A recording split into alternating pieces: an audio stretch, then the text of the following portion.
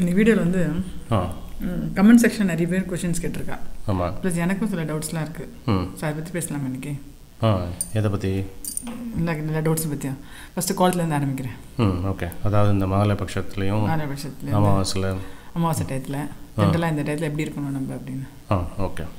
என்னென்னா அமாவாசை அன்றைக்கும் இந்த 15 நாள் கூட கோலம் போடலாமா வாசலில் போடக்கூடாதா, பெருமாள் எப்படி அப்படின்னு பயங்கர டவுட்ஸ் இருக்குது எல்லாருக்குமே. ஆமாம். அது நான் என்ன பண்ணுவேன், ஆக்சுவலாக நான் பண்ணுற வரைக்கும் நான் சொல்ல நினச்சேன். இப்போ இது வந்து பாருங்கள், இது வந்து மாக்கோலத்துக்கு மாக்கோலம் அரிசி நல்லா ஊற வச்சு பச்சை அரிசியை மிக்சியில் ரெண்டு நைஸாக அரைச்சிட்டு அப்படி ஒரு பிளேட்டில் கொட்டிட்டு வச்சிடணும் வெயிலில். அப்புறம் இப்படி வந்துடும். இது வந்து வேணும்போது கொஞ்சோண்டு ஜலம் விட்டு கரைச்சிட்டு மாக்கோலம் போடுறது. நான் ஜென்ரலாக என்ன பண்ணுவேன்னா அதில் வந்து வறண்டை இருக்கு இல்லையா, அதில் அங்கே வந்து மாக்கோலம் போடுவேன். பெருமாள் மாக்கோலம் போடுவேன். இது ஒரு இதாக அரைச்சி வச்சுருப்பேன். இது வந்து பியூர் அரிசி மாவு, வெறும் அரிசி இருக்கு இல்லையா, அது வந்து கோலத்துக்குன்னு சொன்னால் கொஞ்சம் நைஸ் இல்லை, ரொம்ப நைஸ் இல்லாமல் அரைச்சி தருவா. இதை வந்து போடுவேன் பெருமாளுக்கு, வாசல்லையும் கோலம் போட்டுருப்பேன். ஆனால் இந்த அமாவாசை இந்த மாலைபட்சத்தில் வந்து இந்த செம்மண் இடுவேன். இந்த மிச்ச நாளெல்லாம் அமாவாசை இந்த மாலைபட்சத்து அன்றைக்கி இந்த கோலப்பொடி வச்சுப்பேன். இதில் என்னென்ன வாசலில் கோலம் எப்பயுமே நல்லா பெருசாக போட்டு செம்மண் போட்டு இருந்துட்டு சட்டுன்னு கோலமே இல்லாமல் இருந்தால் ஒரு மாதிரி இருக்கு, அந்த மாதிரி இருக்கும். ஆக மணக்கோலம் போட மாட்டேன். சாதாரணமாக 3 புள்ளி வச்சு சின்ன சின்ன கோலம் ஏதாவது போட்டுருவேன் இந்த கோலப்பொடியில். செம்மண் இல்லாமல் செம்மண்ணே போட சிம்பிளாக இருக்கும் அது. ஓகே. மொட்டையாக இல்லாமல் இது 2 கோலம் இருக்கும். ஓகே. இது கரெக்டாக தப்பா? இதான் ஃபஸ்ட்டு கேள்வியா? ஆமாம், ஃபஸ்ட்டு கேள்வி. அதாவது இந்த மகாலய பட்சம் அப்படிங்கிறது வந்து பித்திருக்களுக்கானது, கரெக்ட் இல்லையா? நம்ம வந்து இப்போ பார்க்க போகிறது வந்து நம்மளுடைய பித்ரு பூஜா, பித்ரு யக்னம், இந்த மாதிரி புக்ஸை படித்ததில் எனக்கு தெரிஞ்சதை நான் சொல்கிறேன். எப்படி வந்து பெருமாளுக்கு பிரம்மோற்சவம் பண்ணுறோமோ அது மாதிரி பித்ருக்களுக்கு பிரம்மோற்சவம் பண்ணுறோம். பெருமாளை எப்படி நம்ம வந்து வரவழைக்கிறதுக்காகவோ இல்லை லக்ஷ்மி வரவழைக்கிறதுக்காகவோ பூஜை பண்ணுற மாதிரி பித்ருக்களுடைய ஆசீர்வாதம் வேணும் அப்படின்னு ஸ்பெஷலாக பண்ணுற ஒரு காலகட்டம் இந்த மகாலய பட்சம். அதனால் பித்ருக்களுக்கு என்னென்ன நம்ம பண்ணுவோமோ அதை தான் பண்ணணும். தேவர்களுக்கு என்னென்ன பண்ணுவோமோ அதை தான் பண்ணணும். தேவர்களுக்கு அப்படின்னா வாசலில் கோலம் போட்டால் பிடிக்கும் அப்படின்னு சொல்லுவாள். அதனால் பித்ருக்களுக்கு பிடிக்காதுன்னு அர்த்தம் கிடையாது. அவளுக்கு பண்ணுறத விட தனியாக ஒரு சிறப்பாக பண்ணுறது இந்த பித்திருக்களுக்கு பண்ணுறது ஒரு விசேஷம். வாசலில் கோலம் அப்படிங்கிறது, பூஜை ரூமில் விளக்கு அப்படிங்கிறது தேவர்களுக்கு பண்ணுறது. இது வந்து பித்திருக்களுக்கு பண்ணுறது கிடையாது. ஆனால் இன்னொரு விஷயம், இந்த மாக்கோலம் இருக்கு இல்லையா, இந்த மாக்கோலம் அப்படிங்கிறது மனக்கவலையை போக்குறது இந்த மாக்கோலத்துக்குடைய மகிமை. இந்த மகாலய பட்சமும் மனசு சம்மந்தப்பட்ட விஷயம், கரெக்ட் இல்லையா? ஸோ மனசை அலைய விட்டுட்டு கோலம் போடாமல் இருப்பேன் அப்படின்னு சொல்ல வேண்டாம். இந்த மனக்கோலம் வந்து போடுறதுனால மனசு ஒன்றி பெரியவாளை நினச்சிக்க முடியும் அப்படின்னா தப்பு கிடையாது. ஆனால் ஆர்ப்பாட்டமாக வாசலில் பெரிய கோலம் போட்டு செம்மண்ணிட்டு பெரிய விளக்கெலாம் வச்சு தேவர்களுக்கு பண்ணுற மாதிரி பண்ண வேண்டாம். சிம்பிளாக பண்ணலாம். ஆமாம். ஸோ அதனால தான் அந்த மாதிரி சின்ன கோலமாக மனக்கோலம் போட மாட்டேன். இந்த மார்கழி மாதம் சின்ன கோலம்ட்டு தினசரி கோலங்கள் சொல்லிட்டு போட்டிருக்கேன், காமிச்சிருக்கேன் வீடியோவில். அது லிங்க் கொடுங்க. அதுவும் அது மாதிரி இந்த மணக்கோலத்துக்கு மாக்கோலமாக போட்டிருக்கேன். அது மாதிரி சின்ன சின்னதாக போட்டுருவேன் வாசலில். ஆமாம். பெருமாள் ரூமில் இந்த மாக்கோலம் சின்னதாக போடுவேன். வாசலில் வந்து இந்த கோலப்படி வச்சு சின்ன கோலம் போடுவேன். சில பேர் வந்து ஆற்று வழக்கமும் இருக்கும். அந்த இந்த இதுக்கு மட்டும் இல்லை, அந்த கோலத்துக்கு மட்டும் கிடையாது, இந்த ஸ்ராத்தத்துக்கே வந்து சொல்லுவா. நான் சொல்கிற புக்கு வந்து பித்ரு பூஜா பித்ரு யக்னம் அப்படின்னு ஸ்ரீனிவாசன் அப்படின்னு எழுதியிருப்பார். அந்த புக்கு எங்கே கிடைச்சா வாங்கி பாருங்க. அதில் வந்து நிறைய இதனுடைய நம்மளுடைய ஜென்ரலாக நமக்கு வர கொஸ்டின்ஸுக்கெல்லாம் ஆன்சர் கிடைக்கும். ஆமாம். ஸ்ராத்தத்துக்கே என்ன சொல்கிறான் அப்படின்னா, ஒரு சில விதிகளை தவிர மிச்சதுகள்லாம் வந்து நம்மளுடைய ஆற்று வழக்கம் என்ன இருக்கோ அதை செய்யலாம் அப்படின்பா. அதாவது சமையல் வந்து ஸ்ராத்தத்துக்கு வந்து நெய்யில் தான் பண்ணணும். சில ஆண்களில் வந்து நல்லெண்ணெய் பண்ணுவாள். அப்படி பழக்கம் இருந்ததுன்னா அப்படி பண்ணிடுங்கோ. ஏன்னா இது வந்து பித்ரு பூஜை. இது ஏன் நம்மளுடைய அப்பாவோ தாத்தாவோ கொள்ளு தாத்தாவோ எதை சாப்பிட்டு வந்திருக்காளோ அதை வச்சு பண்ணுறது விசேஷம். ஏன்னா அவள் எதிர்பார்த்து வரலாம் அப்படிங்கிறது அதனுடைய ஐதீகம். ஸோ அதை வந்து ஆற்று வழக்கத்தை வந்து விட்டுறக்கூடாது. சில முக்கியமான விதிமுறைகளை தவிர்த்து மிச்ச விஷயங்கள் ஆற்று வழக்கம் அப்படின்னு ஒரு பிரின்சிபல் இருக்குது. ஸோ அந்த ஆற்று வழக்கத்தையும் பார்த்துக்கோங்க. பார்த்துட்டு பித்திருக்களுக்கு நம்ம மனசு ஒருநிலைப்படுத்தி பெரியவாளை நினச்சிக்கோங்க. கரெக்ட். உளுத்தம்பருப்பு பைத்தம்பருப்பு பருப்பில் அதுமாரி வந்து மிளகு வெல்லம் பச்சரிசி அந்தமாரி காய்கறிகள்லாம் வந்து வெறும் நாட்டுக்காய் தான். கேரட்டு பீன்ஸு வெங்காயம் பூண்டு பீர்க்கங்காய் சொரக்காய் அந்த மாதிரிலாம் அந்த காயும் சேர்த்துக்கூடாது. ஆமாம், அது எல்லாருக்கும் நிறைய விஷயத்தில் சொல்லியிருக்கோம் நம்ம. ஆமாம், அது வந்து என்னென்ன ஸ்பெஷலாக அந்த 15 நாள் முடியாட்டா கூட அட்லீஸ்ட் வந்து என்ன திதி வருதோ அன்றைக்கி பண்ணி சேர்த்துக்காமல் இருக்கணும். கண்டிப்பாக இப்போ சாம்பார் பொடிலாம் பண்ணி வச்சோம்னா அது தனியாலாம் இருக்கும். அதில் சரி பரவாயில்லன்னா அந்த தனியாக மடி அட்லீஸ்ட் வந்து கொஞ்சம் அந்த முன்னாடி யூஸ் பண்ணது இல்லாமல் அன்றைக்கி 15 நாளைக்கு போட்டு தனியாக அரைச்சி வச்சுக்கலாம். நம்ம வந்து இந்த பொரிச்ச குழம்பு வச்சுருக்கோம் பாருங்க. ஸோ அந்த உளுத்தம் பருப்பு ஜீரகத்தை வறுத்து உனக்கு அந்த பொடி தான் நான் யூஸ் பண்ணுவேன். நான் சாம்பார் பொடி யூஸ் பண்ணுறதில்ல. சொல்ல மாதிரி ஒரு வாரத்து பழக்கத்தை அப்படி இது பண்ணிக்கலாம். அது ஒன்றும் பெரிய வந்து ஆர்ப்பாட்டம் இல்லை. சாதாரணமாக சமையல் நம்ம பண்ணிட்டு காக்கா சாதம் வைக்கிறதுல வந்து. ஆமாம், இன்னும் நாட்டுக்காய் கத்திரிக்காய் வெண்டைக்காய் சுண்டைக்காய்லாம் எல்லா இடங்கள்லையும் கிடைக்கும். சரி, இதை தவிர்த்து நம்ம வந்து மேலே வந்து முருங்காய் கேரட்டுன்னு போக வேண்டாம். இதெல்லாம் கிடைக்கிற ஈஸியாக கிடைக்கிற காய்கள். இதெல்லாம் வந்து ஒரு 15 நாளைக்கு வந்து ஸ்ட்ரிக்டாக ஃபாலோ பண்ணுறதுல ஒன்றும் பெரிய கஷ்டம் இருக்காது. இன்னொன்று என்ன கேட்கலாம்னு நினச்சேன்னா, அமாவாசை இந்த சாதம்லாம் இருக்கு இல்லையா, எந்த டைமில் பண்ணணும் டைம் கேட்டுனே இருக்கேன் நிறைய பேர். அந்த டைம் பற்றி சொல்லுங்கள். இந்த அமாவாசை தர்ப்பணம் ஆகட்டும், ஸ்ராத்தங்கள், ஸ்ராத்தம் அப்படிங்கிறது வந்து வருஷ ஸ்ராத்தம் தேவசம்னு சொல்லுவோம் இல்லையா, அந்த மாதிரி ஸ்ராத்தம். இதுக்கு எல்லாமே வந்து உச்சி காலம்தான் சரியான நேரம் அப்படின்னு சொல்லுவாள். ஆமாம், 18 நாழிகை சூரிய உதயத்திலேருந்து 18 நாழிகை. 18 நாழிகை அப்படின்னா கிட்டத்தட்ட 8 மணி நேரம் வரும். 6 மணிக்கு சூரிய உதயம் அப்படின்னா பிற்பகல் 2 மணி 2 PM வச்சுக்கேன். அந்த டைமில் வந்து ஸ்ராத்தம் வந்து விசேஷம். ஆமாம். அப்புறம் இன்னொன்று என்ன கேட்குறேன், லேடிஸ் மட்டும் இருந்தானா கல்யாணம் ஆனவா கல்யாணம் ஆகாதவா அப்படின்னும் போது அவெல்லாம் இப்படி பண்ணலாமா பண்ணக்கூடாதா? இப்போ வந்து ஸ்ராத்தத்துக்கு வந்து ஹோமம் இருக்கிற ஸ்ராத்தம் பார்ணவ ஸ்ராத்தம், ஹோமம் இல்லாதது ஹிரண்ய ஸ்ராத்தம், தர்ப்பண ரூபம், அந்த மாதிரிலாம் இருக்கு.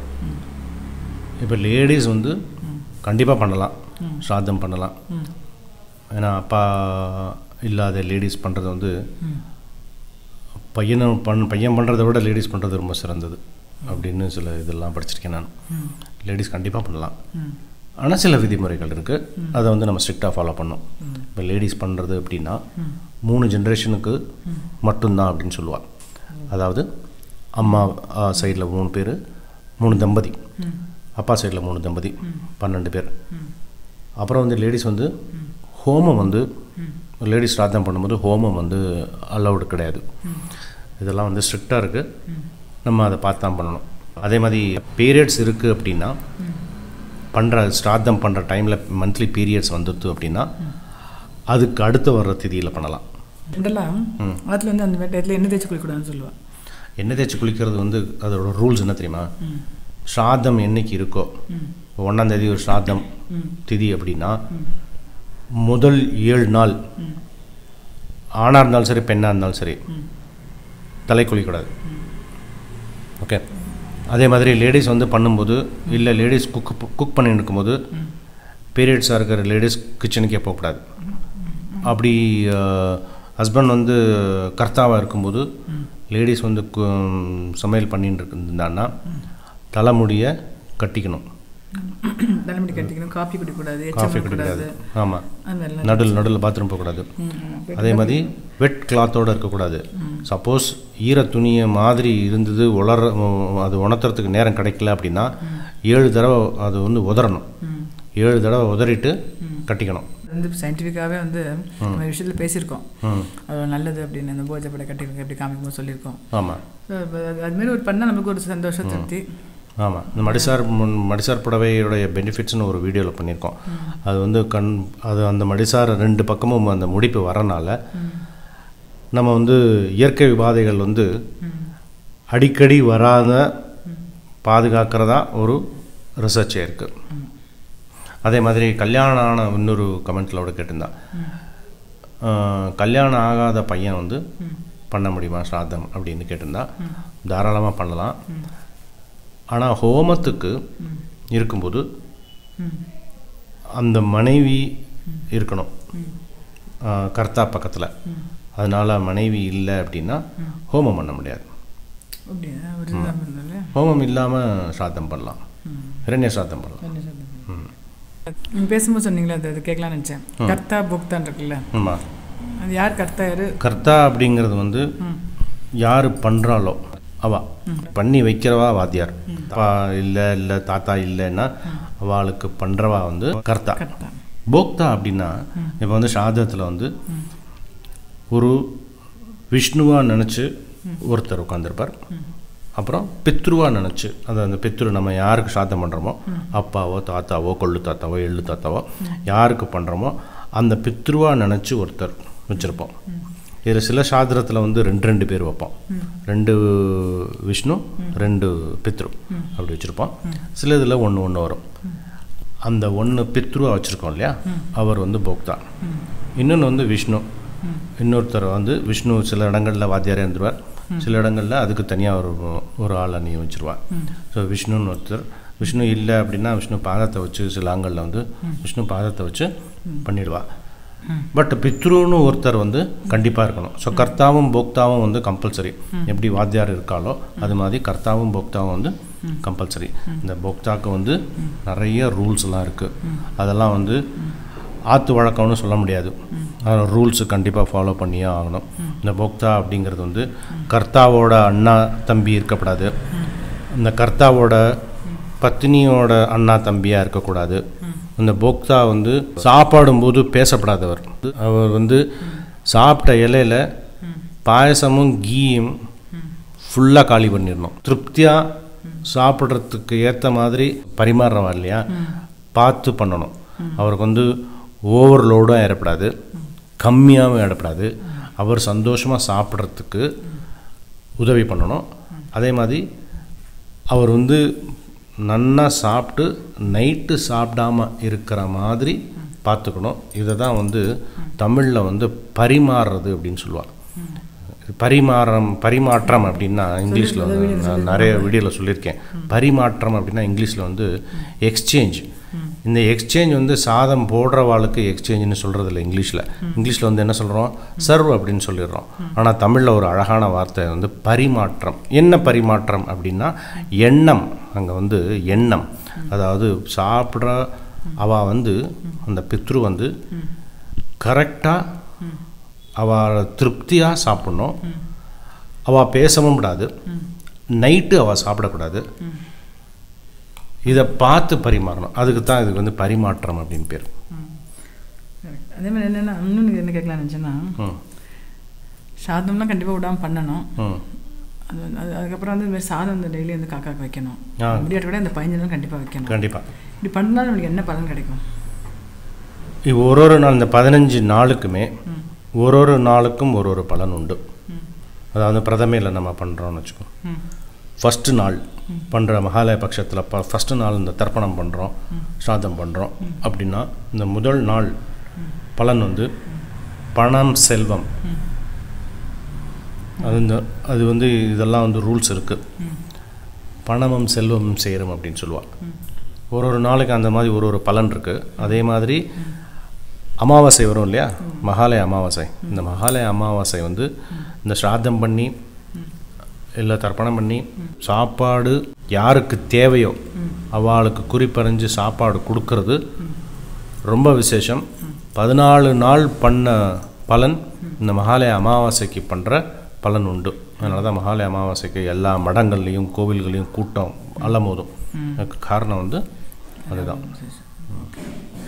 அடுத்த வீடியோவில் அன்னைக்கு வேணால் சொல்லலாம். நம்ம இன்றைக்கி இந்த பண்ணுறதுனால என்ன பலன் அப்படின்றத வந்து நம்ம சொல்லலாம். இன்னும் உனக்கு கொஷின்ஸ்லாம் அடுத்த வீடியோவில் கண்டினியூ பண்ணலாம்.